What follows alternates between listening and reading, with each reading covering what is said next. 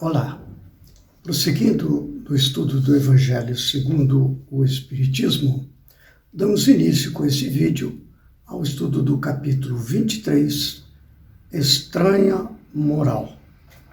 E o primeiro tema desse estudo, feito por Allan Kardec, é o tema Odiar os Pais. Allan Kardec introduz o capítulo trazendo duas passagens do Novo Testamento que fala da seguinte maneira: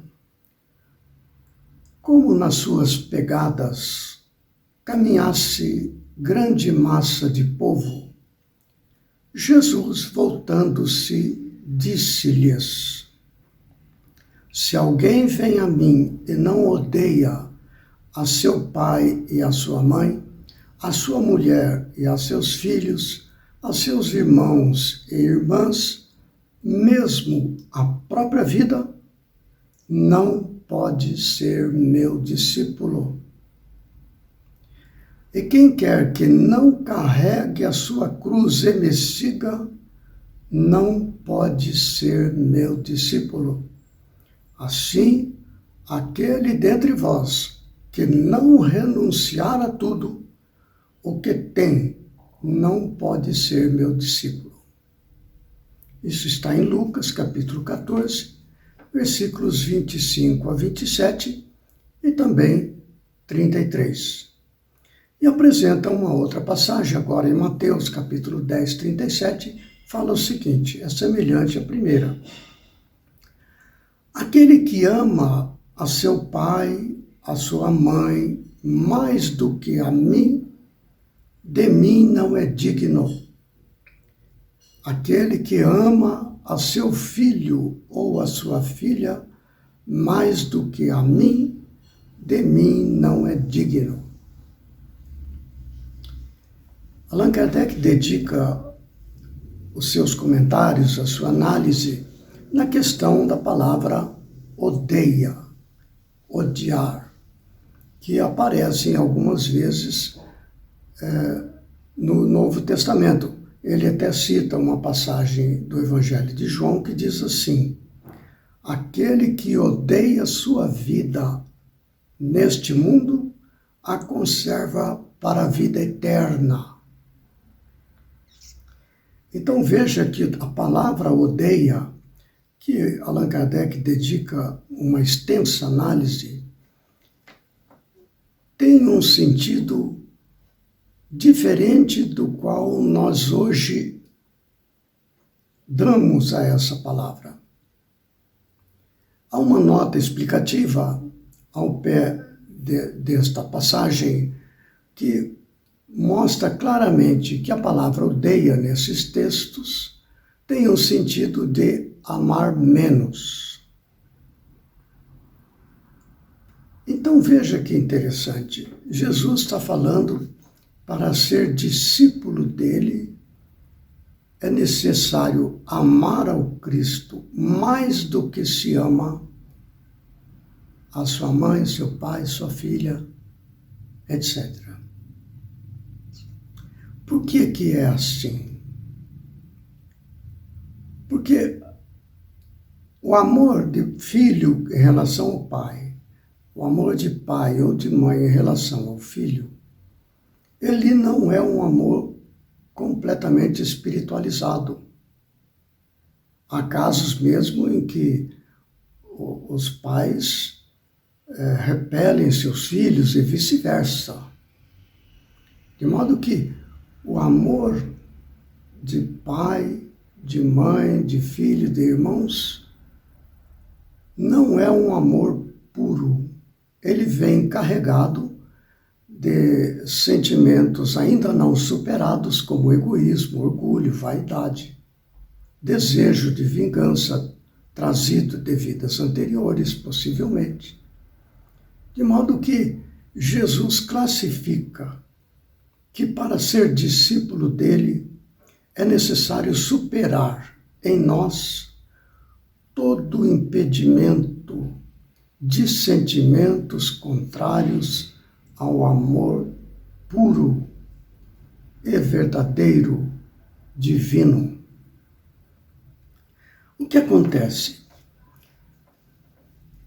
Para poder ser discípulo de Jesus e adentrar, portanto, por esta via na vida eterna, nós temos a Jesus como uma referência para a nossa mente racional.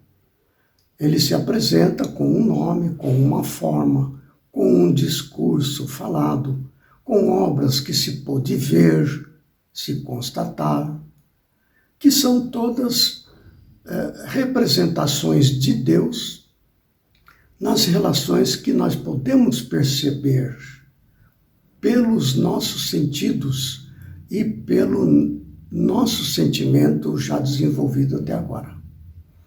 Veja que para ser discípulo de Jesus, que é a ênfase neste estudo, que ele fala sobre, discute sobre odiar os pais, essa coisa toda, está o seguinte: Jesus fala, como é que pode ser meu discípulo?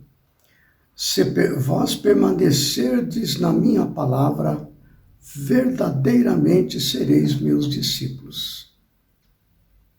A palavra de Jesus, o Evangelho, ela é destituída de qualquer traço de egoísmo, de orgulho, de vaidade, de apego, de sentido de dominação, de medo e tudo mais. Tanto que ele fala ali, odiar a própria vida, ou seja, o apego à vida material. Há uma passagem que nós vamos encontrar no capítulo 14 de João, que traz esta questão. Ele fala assim, no capítulo 14, no capítulo 10, no versículo 4 e seguintes. Mesmo vós sabeis para onde vou e conheceis o caminho. Disse-lhe Tomé, Senhor, nós não sabemos para onde vais. E como podemos saber o caminho? Disse-lhe Jesus, eu sou o caminho e a verdade e a vida. Ninguém vai ao Pai senão por mim. Se vós me conhecesseis a mim, também conheceríeis a meu Pai. E já desde agora o conheceis e o tendes visto. Disse-lhe Felipe, Senhor, mostra-nos o Pai, o que nos basta. Disse-lhe Jesus, estou há tanto tempo convosco e não me tendes conhecido, Felipe? Quem me vê a mim, vê o Pai. E como dizes tu, mostra-nos o Pai? Não crês tu que eu estou no Pai e que o Pai está em mim?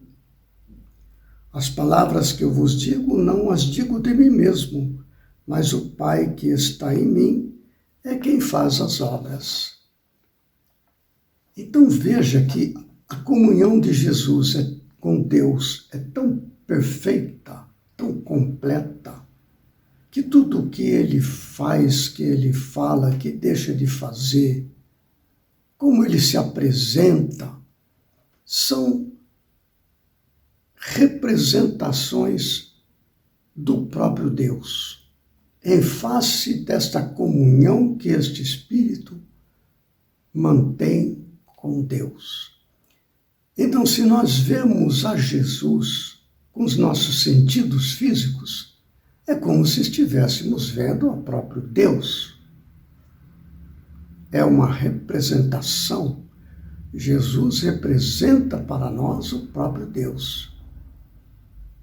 E esta referência que nós temos de Deus em Jesus é uma meta, é um alvo para onde devemos apontar todos os nossos esforços de viver. Jesus é a referência do Deus que está em nós. Se Deus está em Jesus, nós que vemos Jesus como representação de Deus, nós temos o Cristo em nós através da nossa consciência.